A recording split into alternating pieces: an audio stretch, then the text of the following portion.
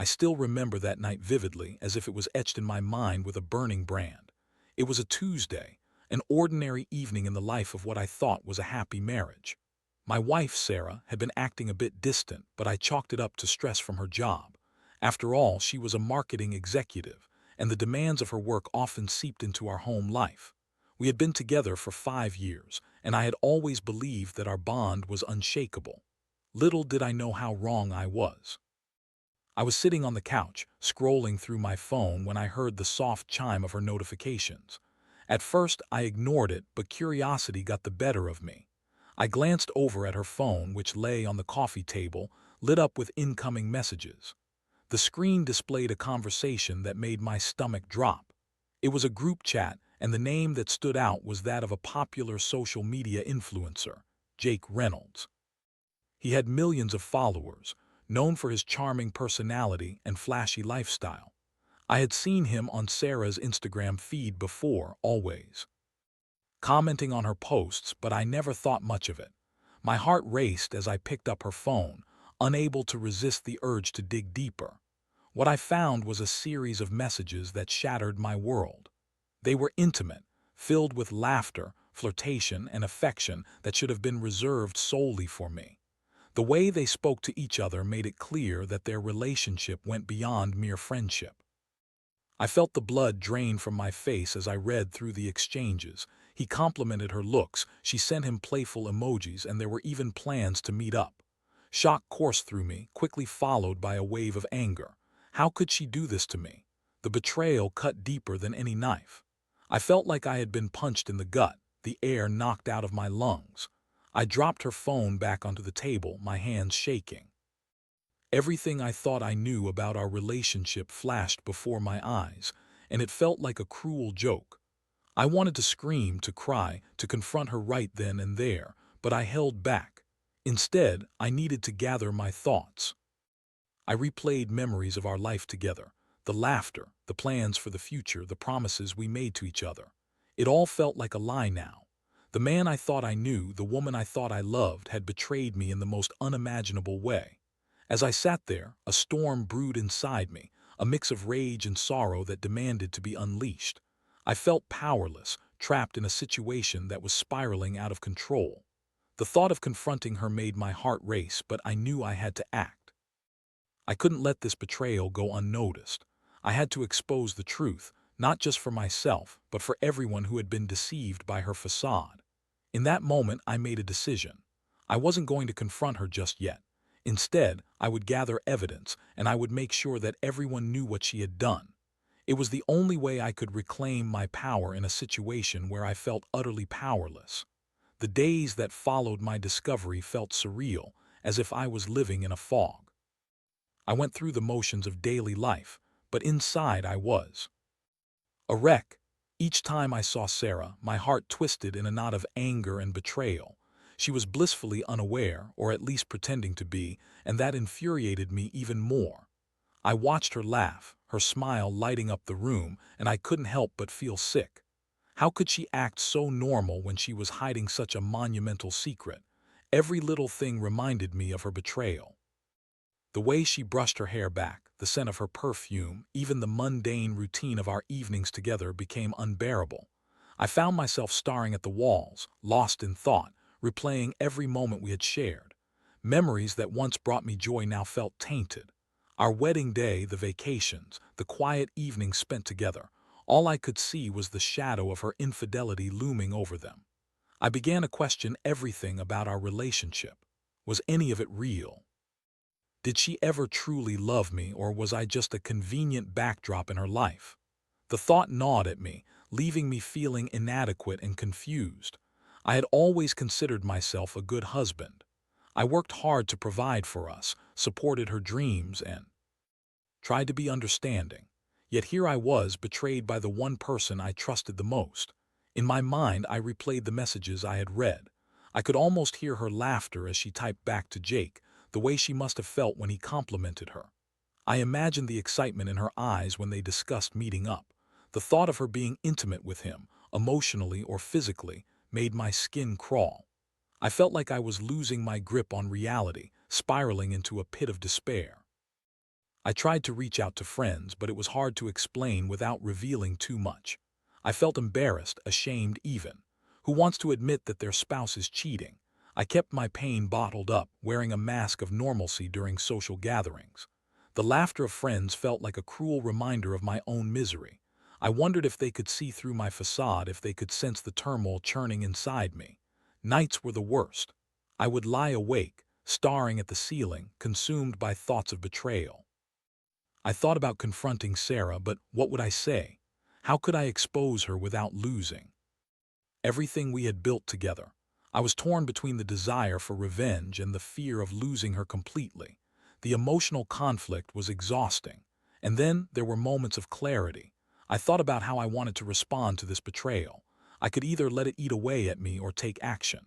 I began to think about the power of exposure. Sarah had chosen to betray me publicly, flaunting her connection with Jake in a way that felt like a slap in the face. What if I turned the tables? What if I made her affair public, exposed her for the world to see? The idea began to take root in my mind. I didn't want to just confront her. I wanted to ensure she understood the consequences of her actions. I wanted to make her feel the weight of her betrayal, to face the reality of what she had done. I started to gather evidence, meticulously screenshotting the messages between her and Jake. Each message felt like a dagger, but I knew I needed them for what I was planning. I felt a strange sense of empowerment as I collected the evidence. It was as if I was reclaiming a part of myself that had been lost in the chaos of betrayal. I was no longer a passive victim. I was becoming an active player in this twisted game. The emotional turmoil began to shift into a cold determination. I would make her pay for her infidelity, and I would do it in a way that would leave a lasting impact. As I contemplated my plan, I realized this was no longer just about revenge. It was about justice. She had hurt me deeply, and I wanted to ensure that she faced the consequences of her actions. The thought of leaking her DMs to Jake's followers became an obsession. I envisioned the shock, the embarrassment, and the fallout that would follow. It was a dark path, but it felt like the only one I could take. The decision to leak Sarah's direct messages didn't come lightly. For days, I wrestled with the idea, weighing the moral implications against the urge for revenge. I was consumed by a desire to expose her, not just as a means of retaliation, but as a way to reclaim my own dignity. I felt like a puppet who had been cut from his strings, and I needed to find a way to stand tall again, even if it meant descending into a dark place. One night, as I sat in front of my computer, I found myself staring at the screen, the messages I had saved open in front of me. Each one was a reminder of her betrayal, a testament to the trust she had shattered. I read through them again, my heart racing as I recalled the emotions that had surged within me when I first discovered them. The laughter, the flirtation, the promise of something more, it all felt like a cruel joke at my expense. I thought about Jake, the influencer who had stolen her affection. He didn't know me, didn't know the life we had built together. He was just a name and a face on a screen, yet he had become the catalyst for my heartbreak. What right did he have to play a role in our lives? In my mind, he was just as guilty as she was, a willing participant in this betrayal. I could already envision the reaction of his followers, the shock and disbelief as they learned about Sarah's infidelity. It felt like a way to expose her true self, to strip away the carefully curated image she had built. But there was a nagging voice in the back of my mind, reminding me of the potential fallout. What if this backfired? What if I lost everything in the process? The thought of being labeled as the jealous husband haunted me. I had to weigh my options carefully. Did I want to be the villain in this story, or did I want to be the one who emerged victorious? As I pondered these questions, I found myself packing the room, my mind racing. I thought about the moments when Sarah and I had been happy. I remembered the way she used to look at me, the warmth of her smile, the laughter we shared. But those memories felt like distant echoes, overshadowed by the betrayal that now defined our relationship. I realized that the love I had for her was still there, but it was tainted by the knowledge of her infidelity. I finally reached a conclusion. This was not just about revenge, it was about justice. I wanted Sarah to understand the consequences of her actions, to feel the weight of the betrayal she had inflicted upon me. I wanted her to know that what she did was unacceptable, and I felt that the public exposure of her affair would serve as a wake-up call. I sat down at my desk, the glow of the screen illuminating my face. I opened up my social media accounts, contemplating how I would execute my plan. I could post the screenshots directly, but I knew I had to be strategic about it. I wanted to ensure that the message reached Jake's followers, those who idolized him and would be shocked by the revelation. In that moment of clarity, I decided that I would craft a post, a carefully worded message that would encapsulate the betrayal and include the evidence I had gathered. I would tag Jake in the post, ensuring he would see it and respond. The thought of his followers reacting, their disbelief turning into outrage, fueled my resolve. I could already imagine the chaos that would ensue, the conversations that would spark among his fans. As I prepared to hit send, a wave of doubt washed over me. Was I really prepared for the fallout? I had seen how social media could be a double-edged sword capable of both empowering and destroying lives. But the pain of betrayal was too fresh, too raw. I couldn't let fear hold me back any longer. I needed to take control of my narrative. With a deep breath, I reminded myself of why I was doing this. I was not just seeking revenge, I was reclaiming my power. I was standing up for myself in a world that felt like it had turned upside down. I clicked post, and in that instant I felt a mix of exhilaration and dread. The die was cast and there was no turning back now. As I sat back, watching the notifications start to flood in, I felt a sick sense of satisfaction. I had taken a stand. I had made my voice heard. The aftermath was yet to come, but for the first time since discovering Sarah's betrayal, I felt a glimmer of control over my life. The moment I hit post, a wave of adrenaline surged through me. I had unleashed a storm, and I could already feel the tremors of chaos starting to ripple through social media. Notifications began to flood in, likes, comments, shares, each one a reminder of the decision I had made. My heart raced as I watched the reactions unfold, a mix of curiosity, disbelief, and outrage. At first, there were supportive messages from a few friends who had seen my post. They encouraged me, telling me I did the right thing. But as the post gained traction, the comments turned darker. People began to speculate about Sarah, questioning her character, her integrity, and the validity of our relationship. I felt a pang of guilt, but I pushed it aside. I had to remind myself that this was her doing, not mine. She had chosen to betray me, and now she had to face the consequences. As the post circulated, I couldn't help but check Jake's profile. He was known for his quick wit and charm, and I wondered how he would react to the revelation. Would he deny it? Would he defend Sarah? Or would he dismiss the whole situation as a misunderstanding? I felt a sick sense of satisfaction at the thought of him being caught off guard, his carefully curated image crumbling before his followers. Then, the moment came. Jake posted a response. I could hardly contain my excitement as I clicked on his update. He thanked me for bringing the situation to light, claiming he had no idea Sarah was married. He expressed his sympathy for me, saying he never intended to come between us.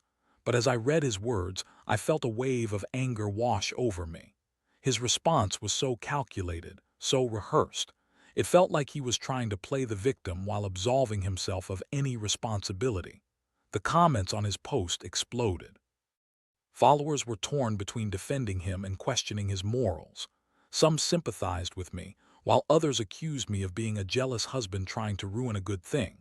Each notification felt like a dagger, but I steeled myself against the pain. I had set this in motion, and there was no turning back now. In the days that followed, the fallout intensified. Sarah's friends began to reach out to me, confused and angry. Some demanded to know why I would air our dirty laundry in public. Others tried to defend her, claiming I must have been a terrible husband for her to seek comfort elsewhere. I felt like I was in a war zone, and the battlefield was my own life. I avoided talking to Sarah as much as possible. I knew she was hurt, and I didn't want to give her the satisfaction of seeing me upset. But the silence was deafening. I could feel the weight of her betrayal hanging in the air, a constant reminder of what had transpired. I imagined her reading the comments, the realization of her actions sinking in as the world turned against her. Part of me reveled in the thought, while another part felt a dark cloud of guilt looming overhead. One evening, after a long day of watching the chaos unfold online, I received a direct message from one of Jake's followers. She claimed to be close to him and offered insight into what was happening. Apparently, Jake had been flooded with messages from fans, urging him to cut ties with Sarah. They felt betrayed by his association with her, and I couldn't help but feel a twisted sense of satisfaction at the thought of his followers turning against him. But then, the message took a turn. The follower revealed that Jake had been seeing multiple women at the same time, and Sarah was just one of many. The revelation hit me hard, and I felt an unexpected pang of sympathy for her. She had fallen for a man who was playing a game, and I realized that she had been just as much a victim as I was, albeit one who had made a conscious choice to betray me. This new information made me reconsider my approach. I had wanted to expose Sarah, to make her feel the weight of her actions, but now I found myself questioning whether she deserved the full brunt of my wrath. Did I really want to tear down the woman I once loved, or was I just angry and hurt? But the damage had been done, and there was no way to take back what I had shared. The comments continued to pour in, and I could see that Sarah was spiraling. I had created a monster, and I was both the architect and the prisoner of my actions. As I scrolled through the reactions, I noticed a shift. Some of Jake's followers began to reach out to Sarah, offering her support, while others continued to berate her. It was a harsh reminder of how quickly perceptions could change in the world of social media. I felt a mix of emotions, rage, guilt, and a strange sense of relief. I had taken my power back, but at what cost?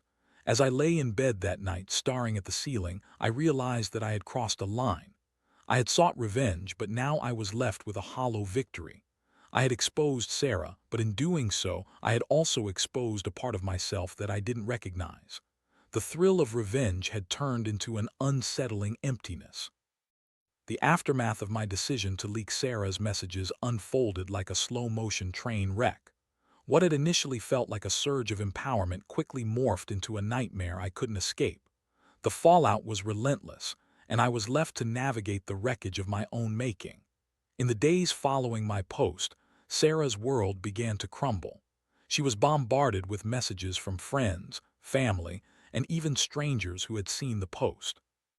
I could only imagine the shame and humiliation she must have felt. I had wanted her to experience the consequences of her actions, but I had never anticipated the sheer magnitude of the chaos that would ensue. Every time I checked social media, there were new developments. Sarah's friends turned against her, some calling her out for being unfaithful, while others tried to defend her, claiming she was a victim of circumstance. The lines were drawn, and I realized that I had created a divide that would likely never heal. I felt a sick twist in my stomach as I read the comments, some supportive of me while others viciously attacked her character. Then came the moment I had both dreaded and anticipated. Sarah reached out to me.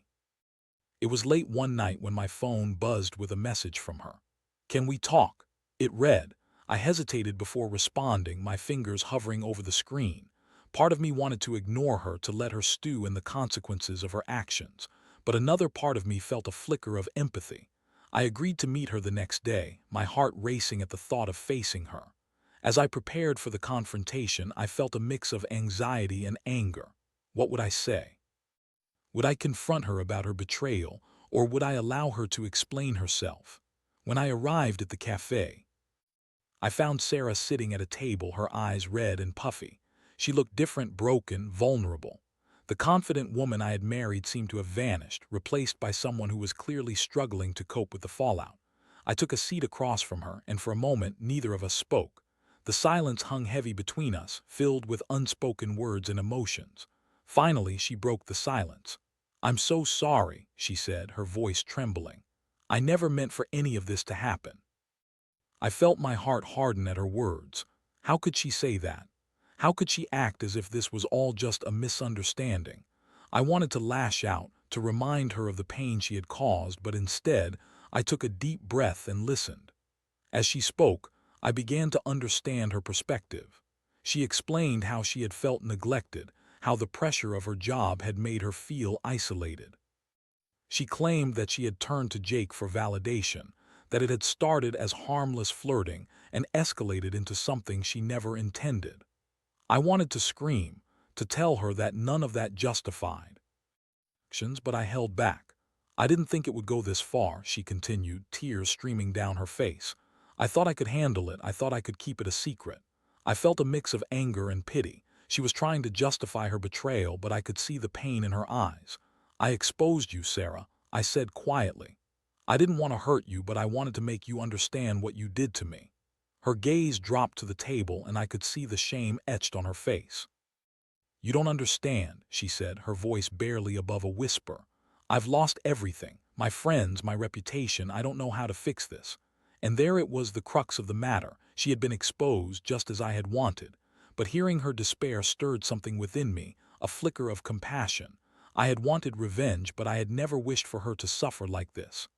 I didn't want to ruin your life, I said, my voice softer. I wanted you to know what it felt like to be betrayed, but I never wanted this. Her eyes met mine, and for the first time I saw the remorse in her expression. I understand if you can't forgive me, she said, but I want to make it right. I want to work on this. I felt a wave of conflicting emotions crash over me. Could I forgive her? Was there a path forward for us? The thought of rebuilding felt daunting, but I also knew I wasn't ready to completely let go. Our love had been real, flawed, but real. As we talked, the conversation shifted from accusations to a more honest discussion about our relationship. We spoke about our needs, our fears, and the ways we had both failed to communicate. It was painful, but it was also cathartic. I realized that while her actions had hurt me deeply, there was still a part of me that wanted to understand her, to explore the possibility of healing. But then, as we began to navigate the complexities of our emotions, the reality of the situation sank in. The public fallout was still very much alive, and both of us would have to face the consequences of my decision. Sarah's reputation had been tarnished, and my actions had left a mark that couldn't easily be erased. As we parted ways that day, I felt a strange mix of hope and uncertainty. We had opened a door to communication, but it was clear that the road ahead would be fraught with challenges. I had sought revenge, and now I was faced with the reality of what that revenge had wrought. The consequences of my actions were far-reaching, and I knew that navigating this new landscape would require more than just a desire for forgiveness. It would take time, effort, and a willingness to confront the truth of our relationship. As the weeks turned into months, the dust began to settle on the chaos I had unleashed. The initial shock of my post had faded, but the consequences lingered like a ghost haunting our lives. Sarah and I found ourselves navigating uncharted waters, trying to rebuild what had been shattered. It was a slow and painful process, one that required both of us to confront our past and our mistakes. We started attending couples therapy, a decision that felt both terrifying and necessary. Sitting across from a therapist, we began to peel back the layers of our relationship. I shared my feelings of betrayal and inadequacy, while Sarah opened up about her struggles with self-worth and the pressures of her job. It was eye-opening to see how our individual experiences had intertwined, leading to the disastrous choices we had both made. Through therapy, I learned to express my feelings more openly, while Sarah began to understand the impact of her actions on our relationship. There were days filled with anger, tears, and frustration, but there were also moments of connection and understanding. We were learning to communicate again, to listen to each other without judgment. It was a long road, but I could see the faint light of hope at the end of the tunnel. However, the shadows of my decision still loomed large. Sarah's reputation had taken a hit, and while some of her friends had rallied around her, others had distanced themselves. I felt guilty for the role I played in that. I had wanted to expose her, to make her feel the consequences of her betrayal, but I hadn't fully considered the collateral damage it would cause. Watching her navigate the fallout was a constant reminder of the pain I had inflicted. As time went on, I began to reflect on the nature of our relationship and the world we lived in. Social media had changed the dynamics of love and betrayal, amplifying everything to a level that felt almost unbearable. It was a double-edged sword, offering connection and validation while simultaneously tearing down privacy and trust. I realized that my reaction had been fueled by anger, but it was also a response to a society that often prioritized public perception over personal healing. One evening, as Sarah and I sat on the couch, I turned to her, feeling a mixture of gratitude and sadness. "I never imagined we'd end up here after everything," I said, searching her eyes for understanding. "But I'm thankful we're trying to make this work." She nodded, her expression softening. "Me too. I know I messed up and I don't expect you to forget, but I want to rebuild something real with you." It was in that moment that I realized the power of forgiveness. It didn't mean erasing the past or pretending it hadn't happened. It meant acknowledging the hurt and choosing to move forward together. I had wanted revenge, but what I truly craved was healing, healing for both of us. As we continued our journey together, I found myself reflecting on the lessons I had learned. Betrayal was painful, and revenge might have brought a fleeting sense of power, but it had also led to deeper wounds. Trust, I realized, was something that could be rebuilt, but it required honesty, vulnerability, and a willingness to confront the truth. In the end, our story became one of resilience. We learned to navigate the complexities of love in a digital age, where the lines between private and public often blurred. We discovered that relationships were not just about the highs, but also about how we faced the lows together. As I looked at Sarah, I felt a renewed sense of hope. We were not the same couple we had been before the betrayal, but we were learning to forge a new path, one built on understanding and connection. The scars of the past would always be there, but they were no longer a source of shame. They were a reminder of how far we had come and the strength we had found in each other. With every challenge we faced, I knew we were growing stronger. Love, I realized, was not just about perfection. It was about navigating imperfections together. And as we continued to rebuild our lives, I felt a profound sense of gratitude for the lessons learned and the chance to start anew. In a world where betrayal can go viral, we found our way back to each other, one step at a time.